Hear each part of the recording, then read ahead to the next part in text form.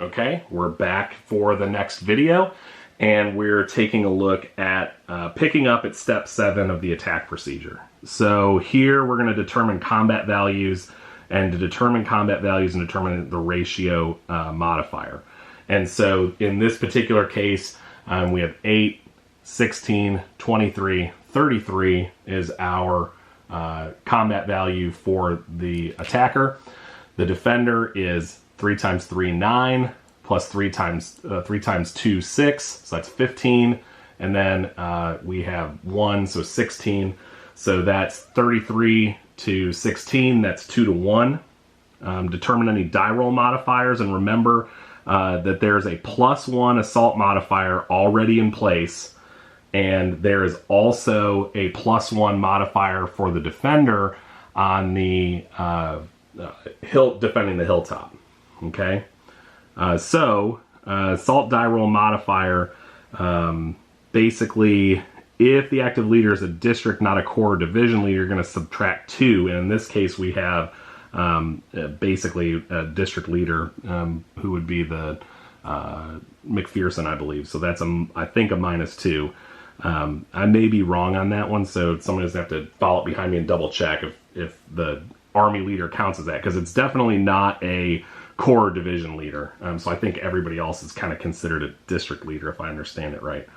Okay, so we now have that piece of it, and we consult the combat chart, apply the results, and go from there. So let's take a look. So the attacker and defender each roll a die and modify their rolls as required. So in this particular case, we're going to do the roll. The red die is going to be the Confederate die. The white die will be for the Union. And so the Confederates have a 1. The Union have a 3. And so after that roll, one of the things that we're going to need to take a look at is looking at the die roll modifier. So we have a hill, and we've got +1 for the Confederates, so that's going to put that up to 2. We have a -2 for the district leader on this. That's going to bring that down to a 1. We have a +1 for the assault roll for the attacker. So that's a 2. And the ratio modifier here is a 2 to 1, which is a +1, so that's up to 3. Okay, and then we take a look at the combat chart.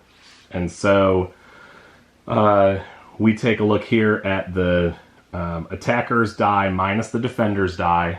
So it's a 1, so it's a +1, and the attacker's combat value was 33.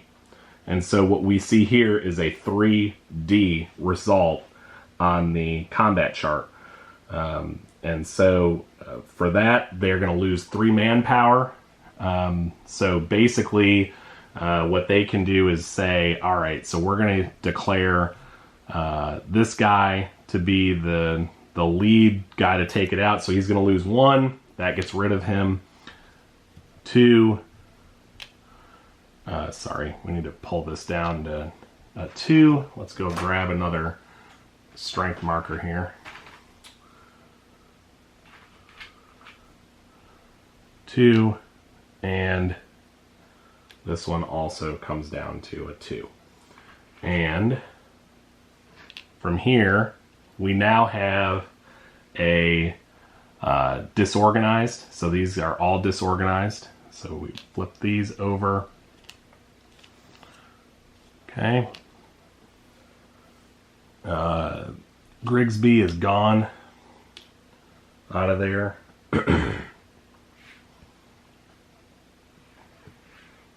And at this point, I don't think we have anything else necessarily. So when we take a look and see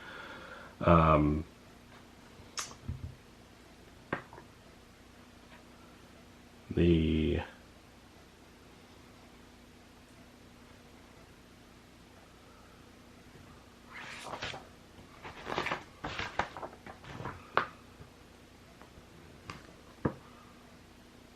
disorganized, right? So they'll fatigue is increased by 3 to a maximum of 4. So they're at 0 right now for these guys. So this was actually here. So these guys actually pop up to, so we've got Canty, which is now at 3, and the 26th Georgia there is at 3 as well. And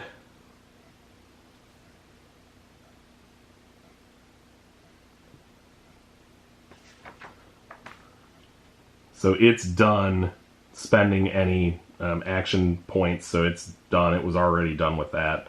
And at this point, that's it. So it's basically the end of the turn for the Union. We had a chance to explore some combat. We had a chance to take a look through and read through the combat pieces here and look at the combat outcomes. Please point out where I've done things incorrectly, because my goal is certainly not to this isn't really supposed to be a tutorial. It's more of a sanity check on my part, and also to kind of showcase, some of the things that I'm seeing in the rule book here. But that's basically it. So we've got that, and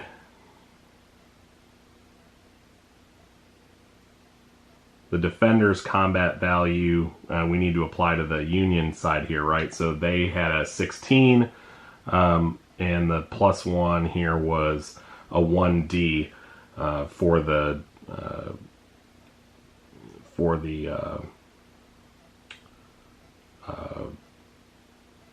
Union.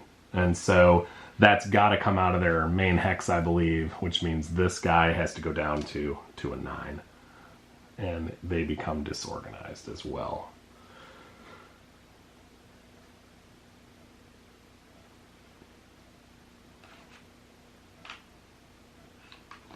All right, 9 disorganized.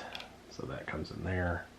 And their fatigue goes up, so their fatigue is going to go all the way up to 4 here.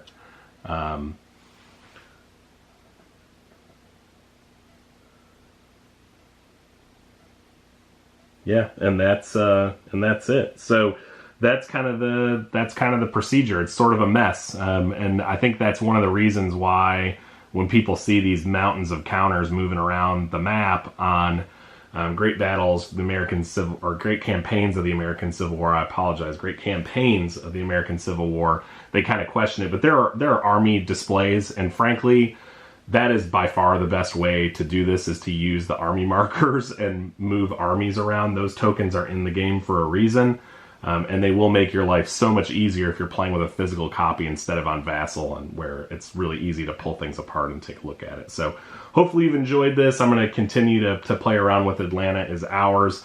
I picked up the book Decision in the West. If you're looking for a book on the campaign, that's kind of the definitive one from what I understand. A little dry, as from what I've read so far. It's not. It's definitely not what you would expect from a history book that you would read kind of contemporaneous to us. But the book was written a while ago, so it's not quite the same in the way that it's handled. So I hope you enjoy, and hopefully this was useful. If not for critique, then for some sort of oh, I didn't realize it worked that way. So hope you enjoyed. Thanks.